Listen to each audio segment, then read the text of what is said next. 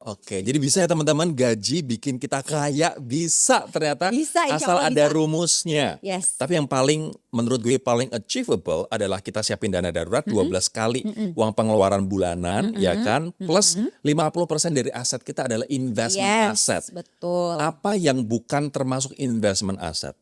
Rumah tinggal yang kita tempatin, Itu bukan investment asset. bukan. Oh, investment asset berarti dia harus menghasilkan sesuatu, Mbak. Pertama syaratnya adalah dia memiliki kenaikan, yang kedua dia mungkin juga bisa menghasilkan, dan yang ketiga kamu tidak bergantung hidupnya dari situ. Gue selama ini mikir, oke beli rumah, kita tinggalin di sini, ini adalah investment aset gue. Ternyata bukan ya. Kalau kamu saat tinggal di situ, itu udah jadi consumption asset. Kamu sewakan, itu menjadi investment asset. Misalnya berarti kalau misalnya kita tinggal di Jakarta tapi gaji Singapura, atau kita tinggal di Jakarta untuk kita kasih, atau kita, gaji Jakarta tapi kita tinggal di Tegal misalnya, itu berarti menguntungkan buat kita sebagai karyawan. Menguntungkan banget, dan itu sangat lebih mudah untuk mencapai yang tadi Rory bilang.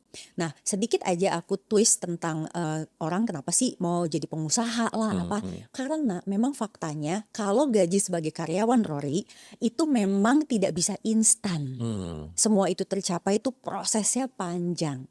Makanya aku selalu bilang, bisa nggak sih sebenarnya karyawan itu kaya dari gaji aja? Jawabannya bisa, tapi kamu harus sabar banget. Karena prosesnya itu paling cepat itu 15 tahun. Itu udah yang paling cepat. Itu pun kalau kita disiplin.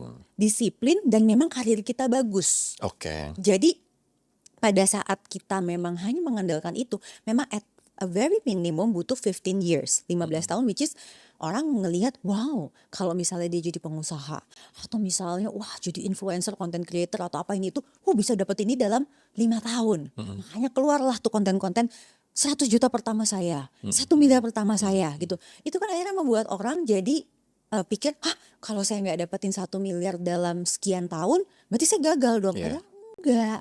Karena pada akhirnya yang kita kejar itu adalah kekayaan yang sesungguhnya, in which tadi tuh yang Rory bilang, aku kaya. Itu sebenarnya yang kamu definisikan itu adalah a state of financial well-being.